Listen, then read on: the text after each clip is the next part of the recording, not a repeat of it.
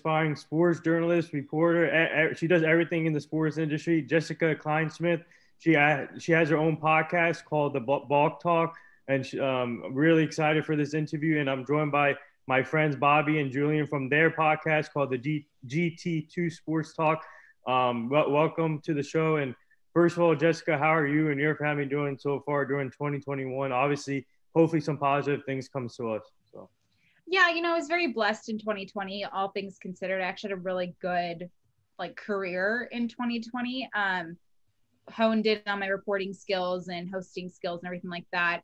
Bok Talk is canceled, but I feel like I've made it if I've had a podcast and lost a podcast. So I feel like that's like a thing that when you made it. So it's good, but it's good.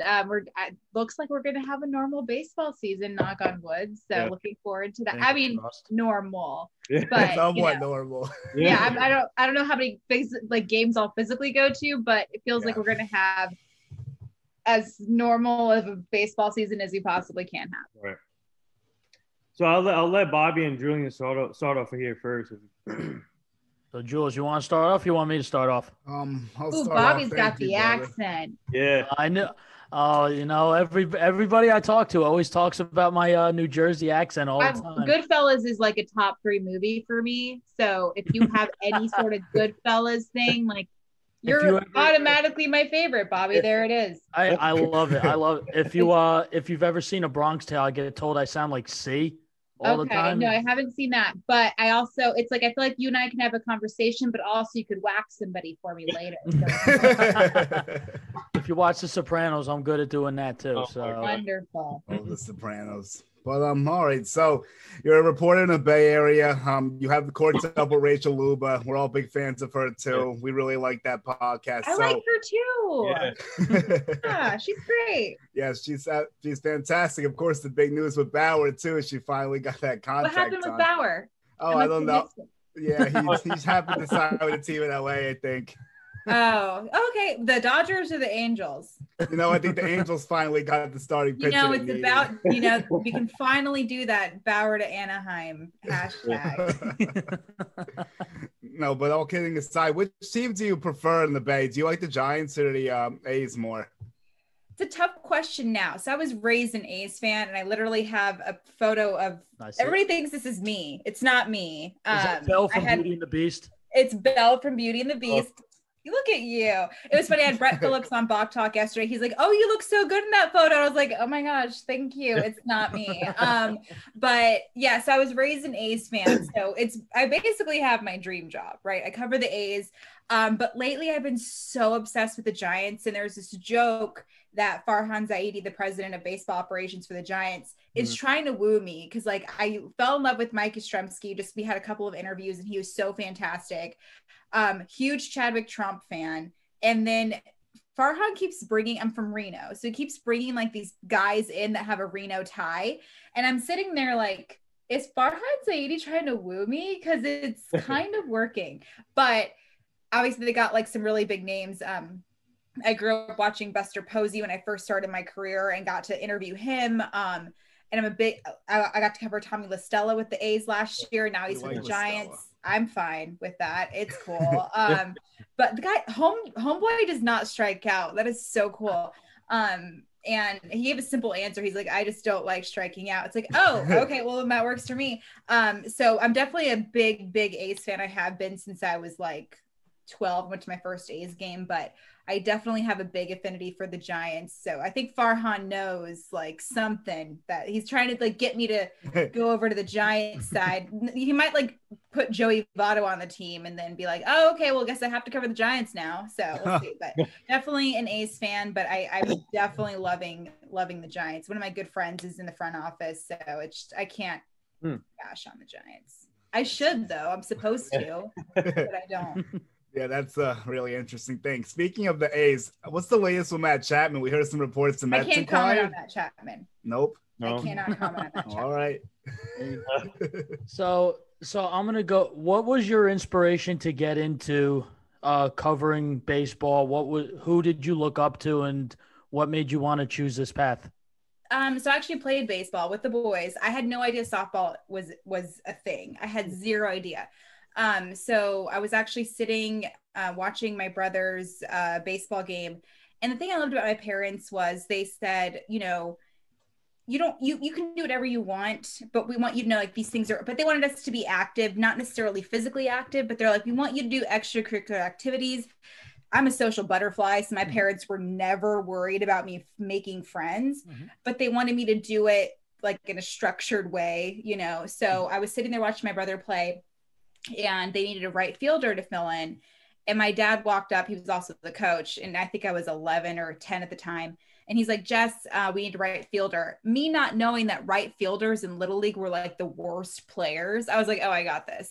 So as I'm warming up, I throw the ball, and it looked like a scene from Rookie of the Year because I threw it and I fucking threw it like crazy. I had so much velocity on this ball. I look at my dad and he's like, oh shit. And I'm like, oh shit. And my throwing partner's like, oh shit. And so this monster was born. And I started playing and I signed up immediately. I think the first team I officially was on was the Cardinals. I cut my hair like a boy because I didn't want people to know like a girl was playing. When they announced my name, I said, call me Jessie. I don't want them to know a girl's playing. But now I own that shit. I'm like, Jessica Kleinschmidt on the byline. Yep. A woman's here. Yep. Like, it's fine. I love it. Yeah. So that's kind of a monster was born. I just kept playing and I switched to softball my sophomore year of high school just for the college opportunities. But it was also like scary because I grew up with these boys and then I had to switch and like start not only learning a new sport, but making new friends. And I didn't get along with girls because I played baseball with boys my entire life. So it was a transition from that. And as time went on, obviously I'm not going to be the first female MLB player like I wanted to be. But I'm a talker, as y'all can tell, and I like to write. And this kind of is what happened. That's the short version, of course. I'm a college dropout. I didn't go to school for anything. I just started a blog and got discovered and wanted it and prayed for it and worked hard. And here we are. Yeah. That's actually really inspiring too, because that really makes us feel good. Yeah, I don't want people, I'm not bashing on education. I love education, but A, my future husband never has to worry about student debt. Mama don't have any. And B, I was a shitty student. Like I literally, even in high school, I only went to school to go to English class, play sports, and socialize. So I was like, why would I continue this in college and waste my money when I didn't even want to go? And so luckily I found a job where I don't 100% need, you know, and I know like there's some things I wish I would have done, like maybe one day I'll go back, but it's just the way that I work, I'm not like, you can't teach what I do, basically is what I'm saying. So I think you and I in high school would have definitely hung out because I was the exact same way. Yeah. I mean, I hung out with everybody. I was a huge jock, but then I hung out with the punks, everybody. Like that's the way cool. I was too. I was social butterfly. Julie, we went to high school together. Yep. Me and Bobby started the podcast a few years ago, branched on the Grunt Talks. We'll talk about that more later. But yeah, I kind of can feel what you're saying too. I wasn't really so studious. I don't do things by the book. I don't think Bobby does either. So we definitely love hearing that. You definitely let us know there's a path for us. Yes. There is. Yeah, everybody has their own journey. Mine is just, my thing was like I just knew I was going to do it. And it's hard to explain. I just knew since I was 12, I'm like, I'm going to cover the A's one day. And I did it. Yeah. I love that. That's inspiring because that's what me. I want to do that with football because I'm a big football guy and I want to do that for the Patriots. So that's something I want to do. There you go. Fucking do it, Bobby. Let's go. I'm gonna do it. Let's go. I'm gonna do it for the Yankees. So I gotta ask you though, when you were growing up and trying to get into the sports, and obviously going back to, you got to own that shit too. So especially in this generation, women in sports is big time now. So you can you should own that. But who did you look up to in the sports industry as a reporter and a journalist when you were growing up? You know, I still look up to Oprah to this day because Mama was a journalist back in the day. And I mean, you can't argue like, oh, she looks up to Oprah. Nobody's going to fucking like say that's a stupid person to look up to.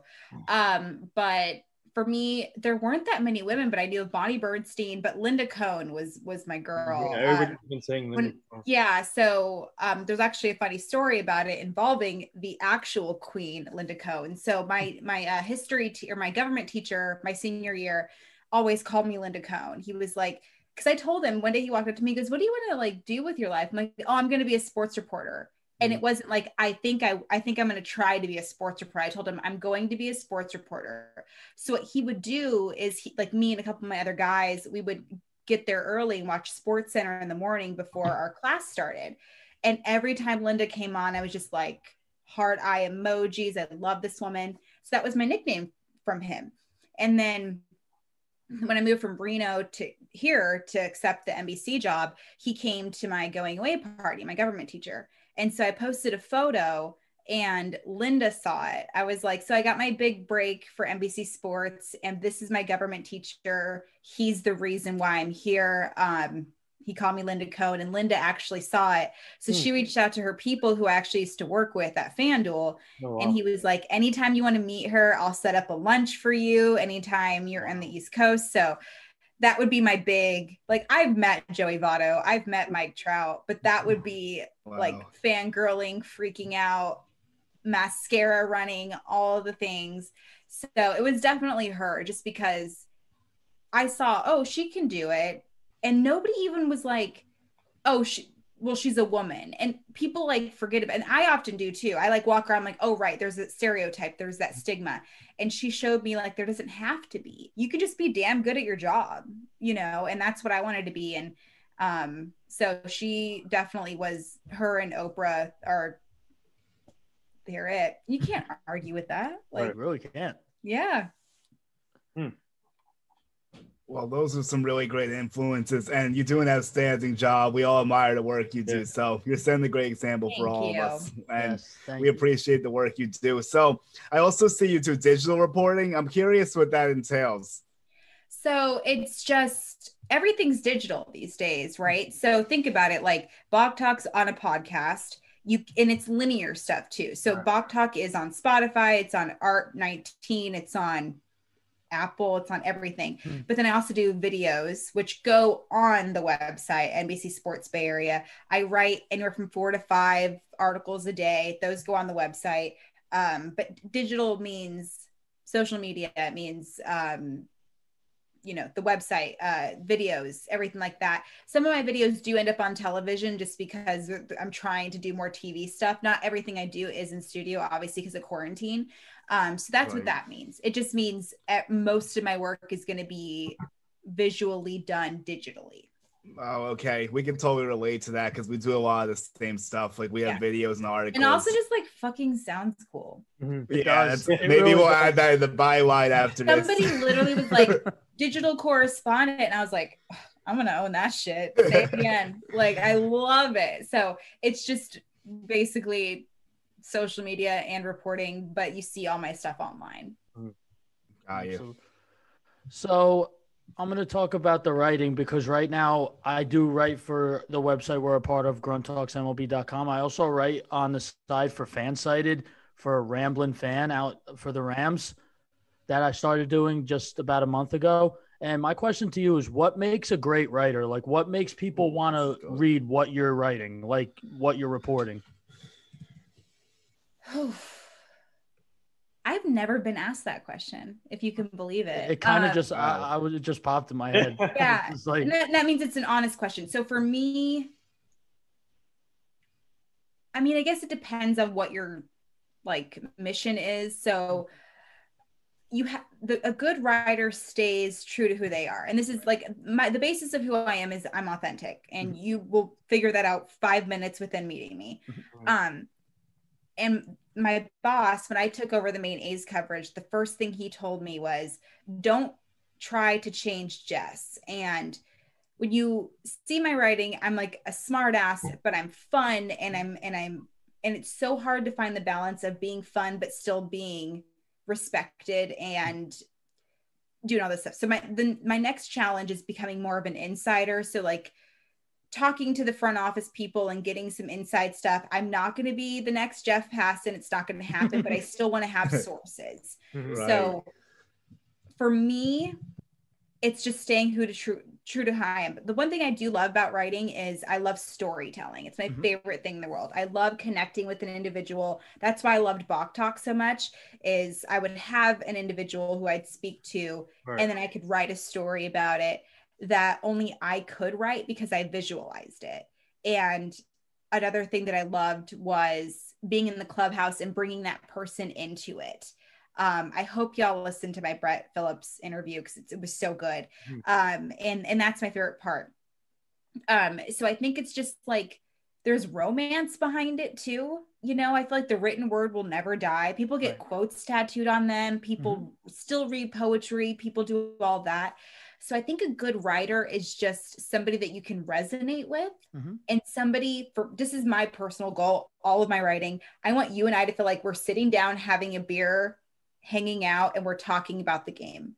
And that's what I want. So if my byline doesn't show, I want them to know, oh, Jess still wrote that.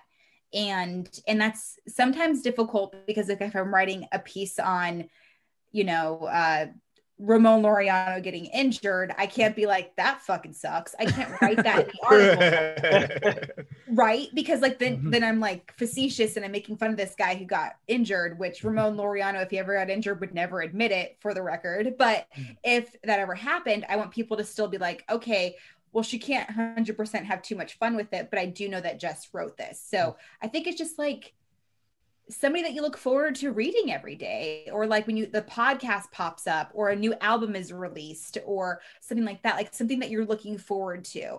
But at the same time, like, I don't know if that's the same thing for everybody else. They might think a good writer just stays to the facts. They like a good writer who's just romantic and has an amazing lead or an amazing ending. So it just varies. But the advice I could give you, like my boss said, doesn't matter what you write, don't bullshit it. Right. And absolutely. I try sometimes too hard to be myself, which is weird, which is like, I try to do this one thing right. I try to bring an Eminem lyric into my article. Love Eminem. And it was like, so I love Eminem too, but I was so fucking lame about it that my editor was always like, okay, cool. So I want you to be yourself, but stop. And it's because the day before I did a DJ Khaled like metaphor, because I couldn't remember if it was the A's or the Astros. One team just kept hitting home run after home run after home run. And my lead says, it was like DJ Khaled saying, another one. And my editor was like, fuck yeah, dude, like that's you, be you. But then I tried too hard to bring Eminem into it when it didn't need to bring Eminem into it. So that's what it is. Be true, be authentic. And that's like my life though. And you want to talk about Oprah? I'm sorry, I'm going on a tangent, but this is important. So for my entire life, I was, or not my entire life, but recently, last couple years, I was like, oh, authenticity is so important. And I would always say like, Katie Nolan does a good job being Katie Nolan. Sarah Spain does a good job being Sarah Spain. Why would I try to be like them? Be the first Jess Kleinschmdit. Yep. And I was listening to an Oprah podcast, I shit you not, just 2 months ago. And she went on, she's a journalist herself, and she went on at the very beginning of her career, and she was trying to be like Barbara Walters. And even her producer was like, what are you doing? And she's like, well, and I was trying to be like Barbara Walters. And they're like, stop, be Oprah. Imagine telling Oprah to be anything but herself. Yeah, right. Right. Wow. And so when I heard her say everything I had been preaching for the last 2 years, I was like, Mama's on the right path. We're good. And that's the thing about this industry, though. And I know you guys will not lie to me and say you tried to be Skip Bayless. You tried to do Stephen A. Smith. You tried to be Bill Gates. Yeah. Fucking stop. Stop doing that.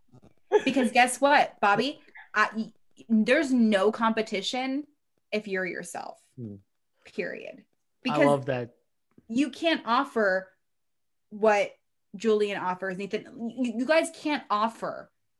Nobody else can offer what you offer. Yeah. So that's why I stick to it. Whether people think I'm stupid or not, I don't give a fuck. I literally just did an ad read about shaving men's balls the other day. So I don't care. I was happy to do it. Oh my God. They knew even the Momentum people, Trevor and all the people that were like, oh, Jessica's going to fucking own this and rock it. I was 100% myself throughout that ad read. That's why I didn't feel embarrassed to post it. For that's hilarious, and thank you for all that. Literally, I agree with that too. I'll be honest, I'm trying to be the next Adam Schefter, and sometimes I try to follow like what he does, but I can't. And I will tell you, I bet you Adam Schefter even deals with this too. There's so much imposter syndrome in this industry. Yeah. Like I literally, Twitter flew me out to the World Series, and I felt like I didn't deserve that. Oh. Of course, I fucking deserve that. I'm amazing. Yes, you are. This is probably one of the best interviews I've ever done. Thank you. And think about it this way. When I go to bed tonight, I'm not going to be like, oh gosh, I shouldn't have said this in the interview. I'm myself. I don't care. I really don't. Because however y'all accept me is none of my business. We actually love this. I think it's the most authentic interview we've done yet, honestly. I don't have time for the bullshit, dude. I just don't. And that's why people come on my show, because they know, I don't have an agenda. If you want to leak information to me, fucking cool. A lot of the stuff I get is like falls into my lap, and I'm like, I don't want this. And it's a whole thing. But I have fun. I live my life, and I sleep like a baby because I don't have to worry about being fake. Because I would rather you be an asshole to me than be fake any day. So there's that. Man, you talk it straight. That's the one thing I like about you. You talk it straight, and you give it 100% every day. So can I ask you guys an honest question? You guys follow my work, right?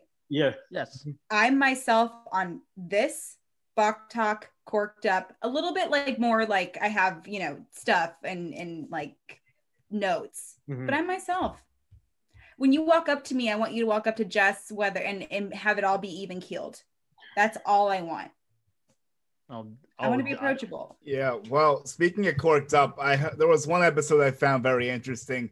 Last year, Bobby and I were out at the winter meetings, and we were looking forward to going again this year, but of course, everything happened. And I saw Rachel was saying that we don't want to dress in suits because people would know that we're like looking for jobs and stuff. And I made the rookie mistake last year of doing that. You can even see the pictures. Like, were people weird to you? Like, did you walk up to Joel Sherman? He was like, "Oh, don't talk." Yeah, yes, that actually did happen. That actually did happen. Yes, 100%. Yeah. He's like, I always heard he was the guy that like, don't talk to me. And I get it. Like, same thing. Like, people bug me all the fucking time. I'm so glad Trevor signed, because if I probably wouldn't have gone on this interview, because it's like, doesn't matter what I say. I could literally leak the Marcus Semien Blue Jays information. Like, yeah, where's Trevor going? I'm like, are you fucking kidding me? Like, it's so annoying. So that's what it kind of comes down to. So no offense, but if you were to approach me in a suit, I would run the other way. And same thing, like AJ Preller would be wearing like chill stuff. I wouldn't. I'm gonna look amazing. I don't give a fuck. But everybody else, like you see it, because that's the thing. You see the background. These kids wearing suits, and you can tell they're like 12 years old. Right. And like, I really want to work in the minors. And you're like, okay, I'm trying to watch MLB Network, and you're ruining my buzz, dude. Like, stop. So. Yeah, well, we have some good. We'll see you from a mile. Julian, if you show up to winter meetings next year, not dressed better than me, don't ever do that. B, in a suit.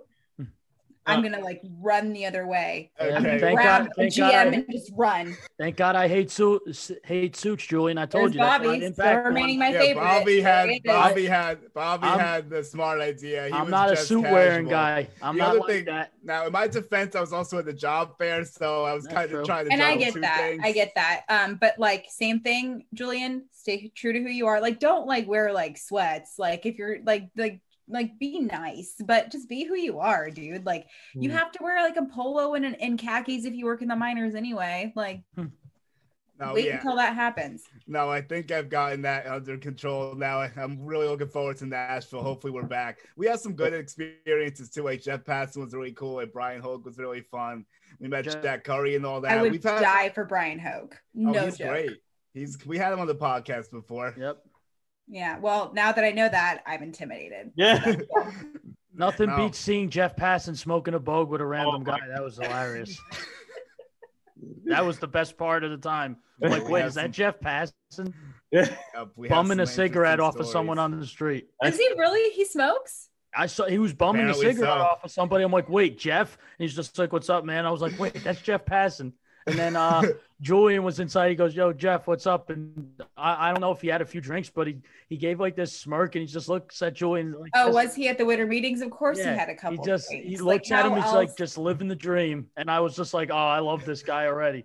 Yeah, Yeah. but I'm still your favorite, Bobby. Let's move on. Yeah. Okay. Yep, Jess is number one. I now. want you to walk up to Passan and be like, you're cool, but like Jess Kleinschmidt. I'm just telling you right now. Listen, next year I will say that. I'll be like, yeah, you're cool, but Jess is. All of the insiders. I'll tell, especially John Heyman, because I'll tell you, I'll be like, John, Heyman, oh my God. you ain't shit compared to Jess. I'll tell him that to his face. Okay, don't say that. Don't say that. But I appreciate the enthusiasm. I'll use man. my new. I'll times. talk like the guys from Goodfellas. So Okay, then yeah, do that, and like have Julian record it. Yeah. Yep, that's what we're here for. Well, I gotta ask you though. Speaking of, all right, so for you and Rachel, obviously with the Bach talk and all, what have you guys learned from the pat? So it's Cork. So Cork Depp is me and Rachel. Oh, Cork Depp. Okay. Yeah. So what have you learned from the past year? Because I've been asking these other people that I had on the show, especially reporters. So what have you learned as a reporter from last year with the pandemic going on until this year? What have you learned as a reporter? Actually, like I'm not as scared to ask questions. Like this may shock you as much as like I'm confident and stuff. Like my least favorite part of the job is approaching the players. I fucking hate it just because like I feel like I'm bothering them. Because think about it this way. The clubhouse is their second house, right? And here I am just walking in like, hey, you went over 4 last night. How do you feel? Like that kind of stuff. I've never asked a player that and I never will. It's just a really shitty example. But I just don't like it. So my thing was I kind of just got over myself. Like I don't mind kind of sliding in. The only thing that does suck is like there's some technological issues that have happened. I asked Mark Canna a question and it sounded like apparently I was underwater and he was like, what? And I was like, shit. And like I was visiting my family in Reno. So there's so much going on because like my mom has 4 dogs and like she's always babysitting. And my nephew was going crazy, but he heard my question and he was amazing about it. So it's just kind of like that. But I think also just like it was a personal thing too. Like Bach Talk, I made it my own. Yeah. And I love that NBC gave that to me because I booked every single one of my own guests, period. To the point where players were asking to come on Bach Talk. Oh, wow. And you want to talk about a big dick energy move. Like that was amazing. So it was just like Taylor Trammell came on. He was like, this podcast is on my bucket list. And I was like, that's what we have to get to. I had to be cool. I had to be like, whatever. What's your name again? Oh, Taylor. Okay, cool. Sure. But no, he's like a friend of mine and he's just, and that's what was cool too. And like everything like that. But it definitely honed my reporting skills and my confidence level and where I can just text somebody like, hey, pop on, everything's cool. I mean, Omar Vizquel left me on red, but that's a whole different podcast episode. It's fine. And everything like that. But like to know that I could ask for them to come on, they were happy to do it. Like, that's really cool. And just to like, not take anything too seriously. Like every like we're all going through some shit. Like if somebody can't respond, like it's cool. I definitely learned how to cover a fucking season in pandemic. Like that's something you can't compare to. 60 games felt like 600 games with the A's. Right. The A's were hit with everything that you could imagine, you know? And I was like, cool, this is how I handle it. I definitely learned a lot about how being a Black man in baseball is a lot of fucking work and they deal with a lot of shit because I'm a minority too. I'm a woman in sports, but Marcus Semien, Tony Kemp, Bob Melvin, those men taught me so much about Black Lives Matter. I had no idea. I didn't know that Chris Davis was struggling emotionally with everything that was going on and everything like that. And just trusting myself for what was good content and what wasn't. Rachel taught me so much. Watching the whole Trevor Bauer thing from behind the scenes was mind-blowing. And for Momentum to trust me with ideas too. I've given them so many ideas and they're like, that's a great idea and everything like that. So the short answer is I freaking learned a lot. But just a follow up to that, why did you guys cancel Blog Talk? Nobody listened. So here's the thing. I live in the Bay Area. Nobody gives a flying fuck about baseball. When you are around Steph Curry, nobody cares that Buster Posey is coming back this year. And that just is what it is. But I will say they said it over again. It was nothing that I did wrong. I worked my ass off for Bach Talk, and there's nothing like, you know, facetious or like, you know, whatever, but it just is what it is. And, you know, it was my baby and I learned a lot. But I mean, a year for a podcast on NBC Sports, a baseball podcast, I'm pretty happy with it. Yeah, I definitely agree. You've done a lot of great stuff. Now, speaking of this season, I'm curious your take on the rules and what are you expecting out of this season? Full 162, hopefully. Going to be a bunch of different things like for the whole year. I'm just curious on your take. So we're not doing the DH, right? Not as of now, but they might still talk it in. Who knows? It's a mess. Like figure it out. So the only thing that I get annoyed with is I was torn with the DH because I grew like toward the last couple of years in my career. Bobby, I'm sorry. Are you going to be on your phone or do you want to talk to me? Okay. Making sure.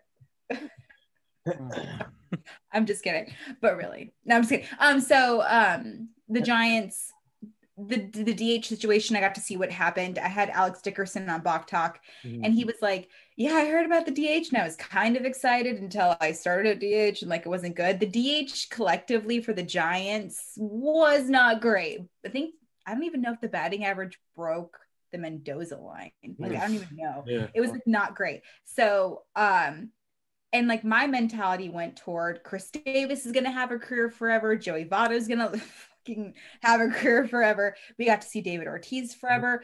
Albert Pujols ain't going nowhere. And mine was just like romantic about the sport, right? Or the position.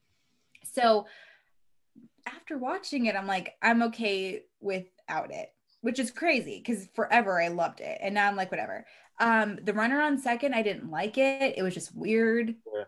It felt like I was back in Little League and my mom had to hurry up and bring me orange slices after work. Like it was just after work because that was a shit show too. But like covering double headers is tough. Doesn't matter how many innings there are. It's so that's just a selfish point. But I don't know. I just feel like every year there's just more and more stuff added to a game that just doesn't really need to be messed with. But I understand sometimes where Manfred's coming from. I genuinely do. But I think we need to bring more pop culture into the sport. We don't have to alter the sport itself. We just need more, you know, fun. And that's, I feel as part of my job. I don't need to tell you baseball is fun. I need to remind you it's fun. That's what it comes down to. And that's why I loved working at Cut 4 because it did such a beautiful job with that. But so I think, unfortunately, I feel like the next few years there's going to be a lot of experimentation and I kind of hate that. But I will say, Bob Melvin, who's a very old school guy, embraced all the new changes. He actually kind of liked them, which I was very surprised about because he's very, and when you cover him, you know, he likes to stick to the same lineup every single time, basically, except when you have a Chad Pinder, you have to like play him everywhere. And I was actually very impressed. And seeing some of the writers, they were embracing it too and everything like that. But I don't know, watching Shohei Ohtani start on second base in the 10th inning just like it was weird. Yeah, I don't really like the 7-inning doubleheaders, so that's why I don't like. Yeah, trust me, boo. Like, try fucking covering it. I'm exhausted. I mean, like, I wasn't even there. I was here at home, and I was still just like, why am I still here? Like, good lord. So I will see. I mean, we made it through 60 games, and it wasn't too bad. I was exhausted by the end of the 60 games, but it's whatever. I think it's just like it's this one sport that they're like fucking with, and it's just weird. Like NFL say the same, NBA say the same, the actual game itself, and those are the games that they're easier to shave off of time, right? And so I don't know, but I don't know. I think they're still trying to stick with the man on second base for this year too. I heard. Yeah, they are. I don't know. Yeah. Yeah. Yep. And even, I mean, there's nothing I can do. So I'm just gonna smile and write. So I will tell you this. The reason why I was on my phone is because I pulled up your article about 49ers Solomon Thomas tells funny story about being mistaken for Dak. Yeah. And now I see it. Now I actually see why he's getting mistaken for. And I was kind of the same. I was like, I don't that's why I'm like, wait, when you were talking about like Steph Curry in the Bay Area, I'm like, I just saw an article that I'm like, I'm pulling this up. Yeah, I read about Steph. I didn't mean to like seem like rude. That wasn't. Oh no, I was being the rude one, just like no, it's flash talking shit. My question to you is, in the Bay Area, how do people feel about the 49ers? Like at this very moment? Mm-hmm. It's all about, will Jimmy G be the starting quarterback? I want him to be I want him back really bad. I do too. And not just because he's one of the most beautiful people I've ever seen in my life.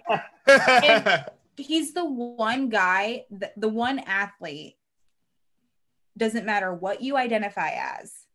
Everybody's like, what a gorgeous human being. And emotionally too, like a good dude. But I'm like confused if we're exaggerating the hate on him. Obviously, I'm not like super decked in when it comes to the 49ers, but I was just like, do we really hate him that much? Like, I had no idea. But I mean, if you look at the record when he was healthy and playing, the 49ers are better. And he has a good connection with George Kittle, which that dude's going to score all of your points. Oh, yeah. So I don't understand like where it's coming from. But think about it. You're going to have Solomon Thomas. He might resign. Nick Bosa is going to be healthy again. George Kittle is going to be healthy again. And Lynch and Shanahan said that was their quarterback. But also, I'm a sucker for rumors, right? Like covering baseball, but like I kind of like the speculation there too. I mean, like who is going to replace him? And then of course, like Watson out here just like not liking the Texans. You're just like, all right, let's go. But I mean, I just feel like Jimmy G is, I feel like, I genuinely feel like they're going to give him a shot. I really, really do. Yeah. So let me ask you this then. Since you had that article out there with Solomon Thomas and comparing him to Dak, so I'm a big Dallas Cowboy fan. So what are your thoughts on Dak as a quarterback? I had him on my fucking fantasy team. Yeah. Do you think he should get paid? Sure. I don't really know that like much, but somebody did make a funny joke. They're like, well, that's why they haven't extended him, because they're worried they're going to extend Solomon Thomas. But I love the guy, and I'm a huge Texas. I just like the idea of Texas. I've got big hair and like a big mouth, so like naturally I'm gonna like Texas. But it's just so sure. He was on my fantasy team, and he literally, like when you head into the fantasy team, like like after your draft, you find out like who the best, scenario is. Mind you, I'm going up against Sean Estes, who's a former Giants pitcher and from the Reno area. So Mama was trying to beat him. And Sean's the guy who like writes stuff down during the draft. And I'm like sitting here like, that's cool. I got Dak. Like I'm chill. I'm hammered at a bar, like kind of a bar. We're outside when Dak gets hurt. And so I'm just sitting there like, you've got to be kidding me. I'm about to lose to Sean Estes in fantasy, but it's fine. I'm okay. But I don't really know much about it, but I'm just going to, sure. If you want me to say he deserves to get extended, then yes.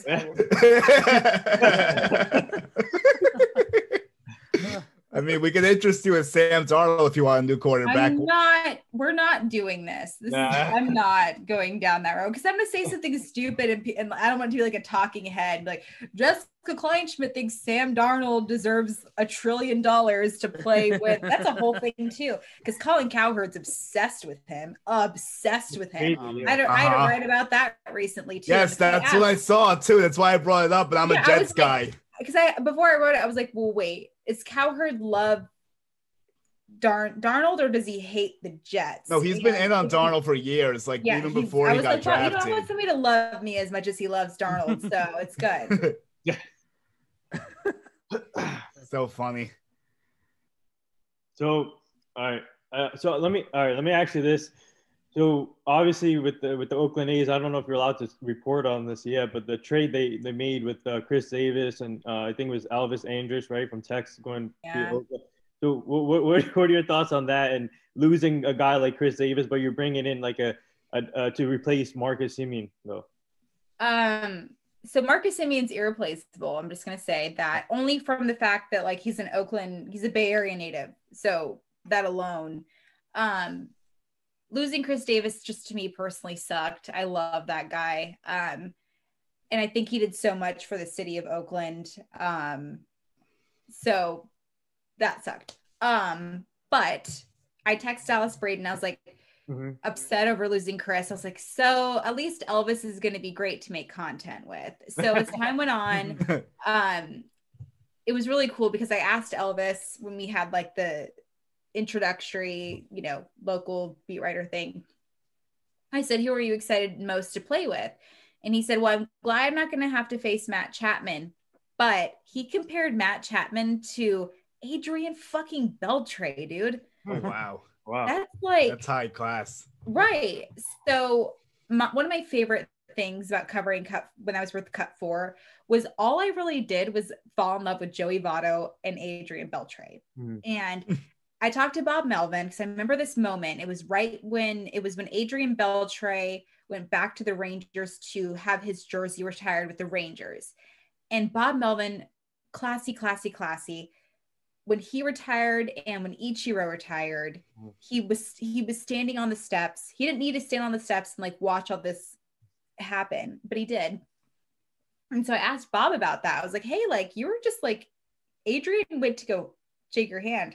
So there was a funny story because Adrian would fuck with everybody. That's what he did. That's why I liked him. Like, oh my gosh, same. And so it was when Yoenis Cespedes is playing for the A's. And it looked like Yoenis apparently injured himself. And Beltre was messing with Bob Melvin because obviously Beltre and Yoenis Cespedes speak Spanish. Right. And Bob Melvin doesn't speak as much Spanish as he may have liked. So Beltre was telling Bob, oh, Yoenis, like, he's not feeling good. You got to take him out. And Yoenis like, no, I'm fine. Like, Beltre's like, you got to take him out. He's super injured. You got to take him out.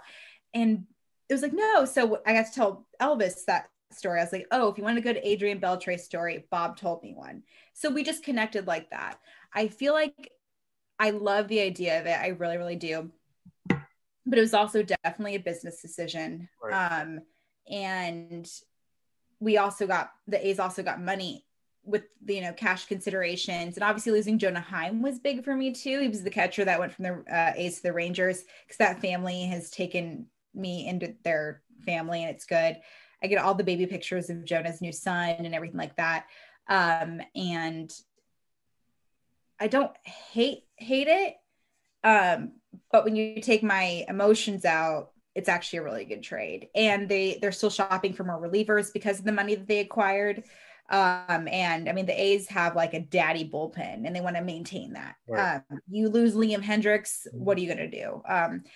And I feel like Jake Diekman's going to do a beautiful job closing. Don't get me wrong, but I feel like the setup men kind of need a little bit more there because Soria went to the Diamondbacks and everything like that. So I liked it. But I have a feeling that Bob Melvin wasn't too happy sending Heim. And I know for a fact he loved Chris Davis and the whole team did. David Force, the A's GM, said that it was not an easy call to make. Right. And everything like that. So overall, it's fine. It's fine. But I really feel like Andrus is going to do a beautiful job playing with the A's. And he even pointed out the fans. He remembers the fans every time he leaves and everything like that. So he easily blended in beautifully. And that was tough for him too. I mean, Davis had 5 seasons with the A's, but Andrus had 12 with the Rangers, and you have to leave your home to go here, but he was in good spirits and I'm excited to work with him for sure. But they had to replace Marcus Semien. Yeah, for sure. Yeah, they didn't have a shortstop, so it makes sense. They didn't. Because I was looking at the options, I was like, cool. Because my joke was, and I can't tell you who told me this. They're like, hey, what about like Matt Chapman shifting to shortstop? So I wrote an article on it, got my ass handed to me on it, until Marcus Semien went to the Blue Jays. And then people were like, I don't hate this idea. Okay. and plus, like, the Rangers and the A's always have a good relationship because they do so many trades together, and it just kind of worked out beautifully. But yeah, I'm excited. I really feel like the A's are honestly going to be okay. I really, really do. I think they're going to be okay. They're not going to, I don't know how the AL West is going to look, because even the Astros, I'm still unsure. But they lost George Springer, so I think. Yeah, please the beat the Astros Springer, Astros. and the Angels didn't get Trevor, so there's that. So there's at least that kind of shining light. But check in with me mid-season. Maybe I'll be upset. Who knows? Yeah. Yeah. You know, it's tough when you have to go through all the player transitions. We brought this up in the past. Like, it's a business, but there's a lot of emotions involved, you know? So other reporters can, like, say that, right? Like, I'm not the only one that's like, damn, dude. No, we've heard this before from other people, okay, too. Cool. Because I feel like often, like, am I being a girl? I don't know. No, you're good. Not at all. Yeah, it's just one of those things. So I guess I'll give you a quick overview of what we do, because you're probably wrapping up, I'm assuming. But there's our website, Grunt Talks MLB. We're also working. A really cool logo. Yeah, we're actually working on a new one too. But we're all part of this. We got recruited by our CEO, Darren Klein. Bobby and I started GNT Sports Talk 2+ years ago. We've just been grinding, going up the ranks, getting more people and stuff. So we're just trying to keep it rolling. Never stops. We do NFL have, like, videos hat or something. I like that logo a lot. Wait, what'd you say? A hat. We have a hat. We have to get hats. We're actually working on merchandise. Yeah, it's funny you mention that. I mean, I'm a hick from Reno. I love camo. Are you kidding me? So we'll send you one, definitely. Oh, all right. Yeah, we can definitely do that. We'll keep you posted on that. We're working on merchandise. That's part of the next step. So we do that. We do videos, MLB and NFL videos. We have a card shop. We write articles too. We actually do digital, like you said. We got to add that in our bio to make ourselves look cool. Digital's so, like, more inclusive and everything. Yeah. Yeah, so that's just a little overview, and we'd also love to have you on our podcast sometime too. Like, that would be fantastic. If I have time, I'm all yours. Sounds good. Sounds great. This was one of the favorite podcasts I've ever done. This was hilarious. I love how definitely authentic you are, and literally it's not scripted or anything, because we've had people on who just literally can be like Bill Belichick and just give us. Yeah, we've had some dry runs before, and like that. And I understand that to a certain extent. Don't get me wrong, because I mean, at the end of the day, I mean, I always say that I'm exhausted, but it's so difficult for me to not be social. But I do respect people that just cover their own asses, right? I mean, but I mean, I had Brett Phillips on the other day, and he even told me, he was just like, yeah, I'm like, cool. You and I are the same. But I get where some people are scared to say something, because I literally remember the media, and I can understand why some people want to twist things and stuff. So I get that. Yeah, it's definitely a tough thing. The problem right now is we're trying to get access to go onto the field and stuff and get the credentials, but now is like the worst time to do it. Like, the worst time. I'm about to go back down to Tampa with Bobby for spring training and see what we can get into down there. I was just there for the Super Bowl with him, so we're really doing this thing. Like, we're going all in. Good for y'all. Yeah, it was something. I got a couple more things here, but before we go, and I want to bring up this. Me and my co-host Alyssa, and then my former co-host Ariel that I had before, we're part of the Hugh Jackson Foundation. Obviously, he's a former NFL coach, and we're ambassadors for their foundation. Is where we're trying to help them prevent human trafficking and making sure the community is safe and making sure the kids make the right choices in their lives. So I'll send you the Hugh Jackson Foundation page. You can check it out. We're grateful to be part of it, and it's really inspiring. So I just absolutely. Yeah, and also, all right, let me ask you this. So my show is called the NR Hour. So how crazy? What do you think? So I started this show last year in the beginning of the pandemic. I heard you had like 700 episodes. I'm at 702. I'm at 702. Actually, you know what? I hit my today. Awesome. Today was a big day because I hit my 700. I hit the 700th episode with Johnny Damon today. He came on the show. Yeah, I know. And I saw that and I was like, oh, I have to follow that act. Okay. No, but how crazy. All right. I started this show in the beginning of the pandemic. So how crazy would you think how crazy it is that I'm already at 700? few episodes. I have 100 Bok Talk episodes, so I feel like an asshole right now. Yeah, he makes us look bad. Like I'm just like, oh, cool. Like, yeah, I mean, like, no, that's the thing. Like, that's how I got in the industry. Like, I was just pushing out an obscene amount of content to the point where people are like, what's she doing? Like, oh yeah, I only post 3 billion things a day. Like, I mean, with everything I'm doing, I couldn't imagine how many articles. I wish I knew the number at this point. Like, I have no idea. So good for you. That's like, no, yeah, you're a fucking crazy person.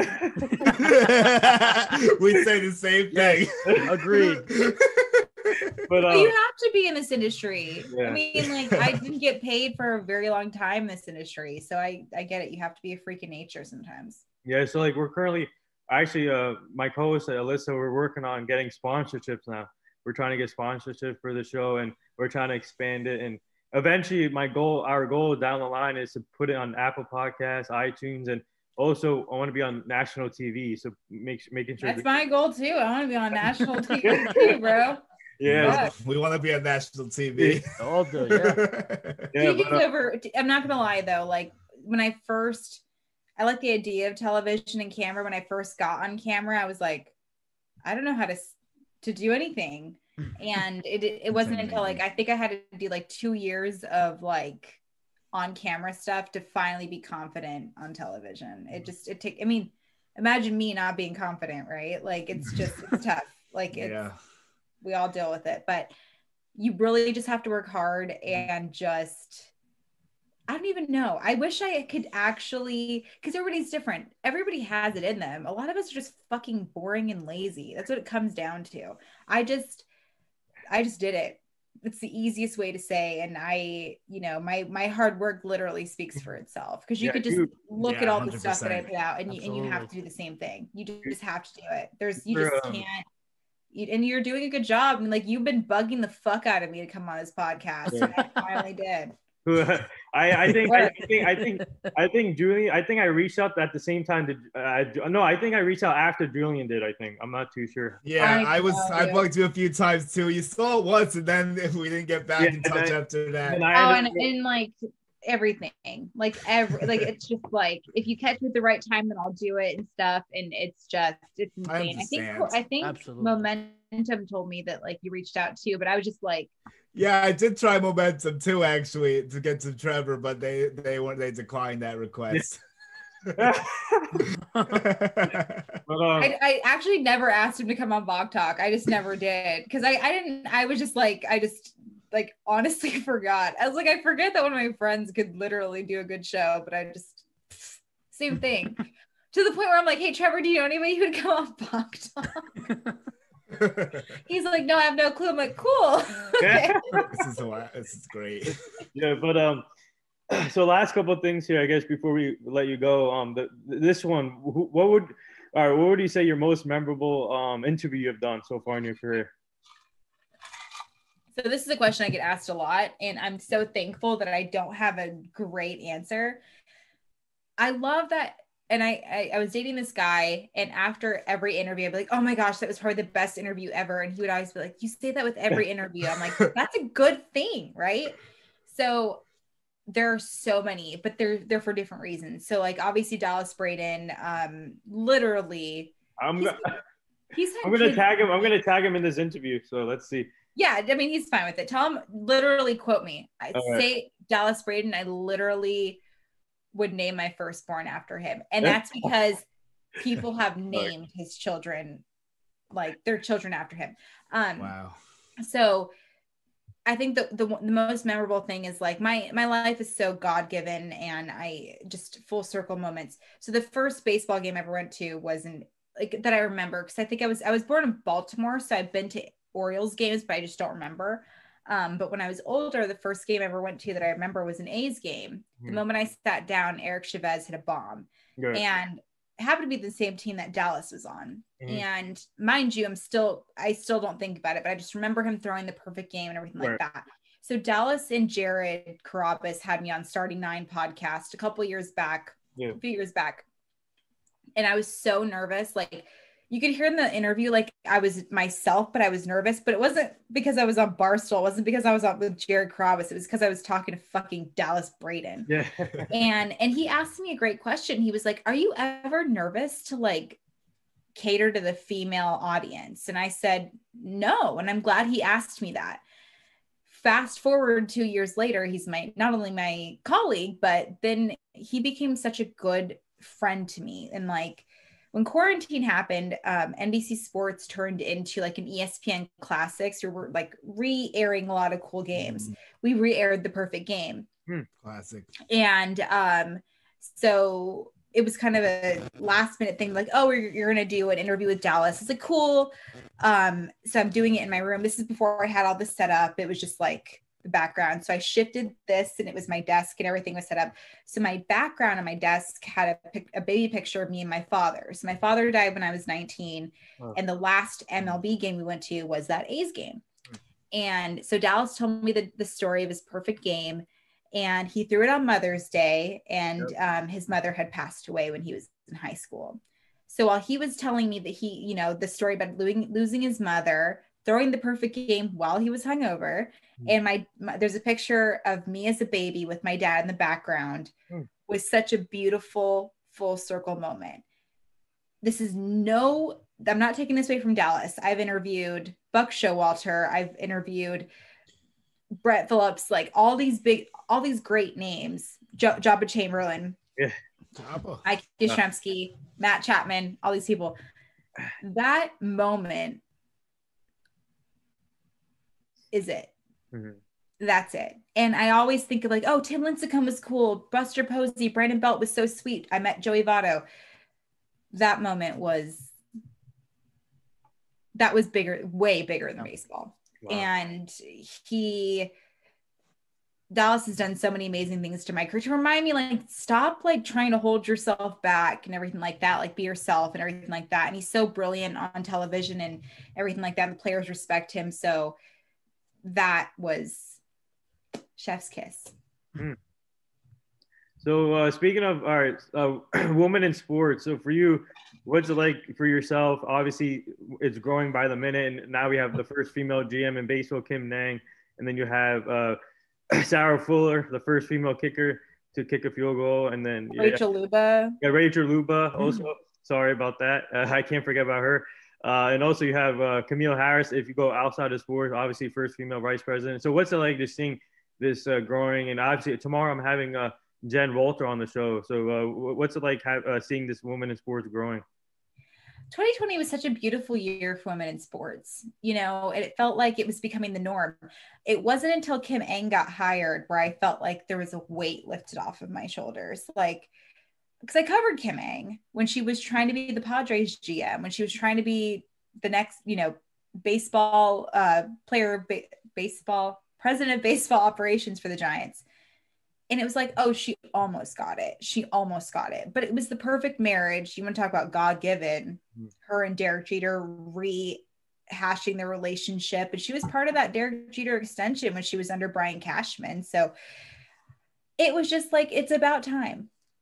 And I get mad when people are like, well, yeah, they're the first woman, but why can't she just be good at her job? It's like, well, yeah, but if like Jimmy G's the first guy to do this on an X day and day ending in Y and throw this many picks or this many touchdowns, that's a first time thing. It's no different for a woman. I don't understand what the big deal is, but I'm so glad she's with the Marlins now. Not to mention it's a very up and coming organization. I hope she brings the home run statue back, but it's a whole different thing. But I think it's good. I feel like it's important, and it's just like, I just don't think it's ever going to stop though. Like I think me being oblivious to it is actually good for my career, because I'm just like doing my job and like going around and doing my thing. Like, oh, right, this is like not normal. And I think that's actually been very beneficial to my career. And I, even growing up and playing Little League and Babe Ruth ball and Junior League, like I didn't know it wasn't normal until the high school baseball coach said, don't play this, because A, you're not going to make the team, and B, there's softball. Yeah. And it's not the same sport. And I hope when like young girls know that. it's just like about time. And like, I'm also just like, let me do my fucking job. Like, I don't, but at the same time, like I have to think about these things, like, you know, like the way I dress, the way I present myself. I'm always like second guessing because there's like the Jared Porters of the world and stuff like that. So it was like a really beautiful year for women in sports for sure. Yeah, real quick, last two things. Do you have any Kobe and Gianna memories throughout your career since you're on the West Coast? I actually like nothing personal, but and so no. I mean, I feel like I don't want to be the fake person to be like, oh, he touched me in so many ways, but I will say that like the mama mentality is something that I think about a lot because there's always somebody out there better than you. And no matter what I do, I will not be Steph Curry. I won't be Michael Morse. I won't be, if me, Dallas Braden, and Dave Stewart are all on set, I will not have the same resume as them, but I can probably match their hard work. And that's where you can't compete with me, right. You know, and I want to be the best, and I'm the best at being me. Mm-hmm. So period, I'm the best at something. Right. Yeah. So I think that's always going to resonate with me. And I'm still just in disbelief. Like, that's just, I felt like he's the type of guy that could have walked away from that helicopter crash, you know, like that's, I know you couldn't, but like, still just not fair, man. I still say to this day, some person needed to step up on that day to tell him to stop flying that plane. Because I knew, I think there were some bad weather conditions. I don't know. I mentioned the clouds or something. Yeah. But the last thing here, would you like to say anything to all the nurses, doctors, and essential workers right now? Thank you isn't enough. I often we forget because we're selfish, right? We're selfish human beings. And we're just like, oh, well, I just want to go to a party. I want to go to the bar. And it's great. But look at all these people that are working their asses off and just trying to make sure that we're safe and everything like that. So the best I can do is say thank you. And if there's anything we can do to help in any way, I'm just some sports reporter from the Bay Area, but let us know, spread the message, whatever you need. But I mean, Oakland's they're opening up a huge vaccination area. And I think that's beautiful. And they're hiring local, which is great. And everything like that. So if we're not doing our part, tell us to do our part and I will happily spread that message. But I am beyond thankful for everything that they're doing. Very well said. And there it is. It wraps up episode 702 with the talented sports journalist Jessica Kleinsschmdit from NBC Sports Bay Area. It's truly an honor for you to join us. I think, like Julian and Bobby said, this is one of the best episodes we have done. Oh, it is the best. Yeah, for sure. Thank you guys. You bring the heat. Number one. You're a badass woman. I love it. I love what you do, and keep up the great work. You're such an inspiration, Jessica, and that you should definitely go on their show, Julian and Bobby show. They do a great job too. Thank you so much. Thank you. I definitely will come on your show. I promise you that. Yeah. I don't know when. Thank you so. That means the world to us, Jess. Thank you so much. I'm so happy we were finally able to do this. This has gone the best we could have imagined, honestly. Hopefully you get to meet my co-host Alyssa at some point. But she's a busy woman, but she covers the Chicago Pac-12 reporter, so that's another thing. But my girl. Yeah. So I just want to say thank you again for joining us and keep up the great work. And I'll be uploading. Thank you so much. I'm going to be up all night uploading this. So I'm going to be working till we got all of us are. But thank you again and stay safe. Thank you so much, Jess. Yeah. And I'll be good for the meetings this time. I won't be in a suit. I promise. Guys, I do have some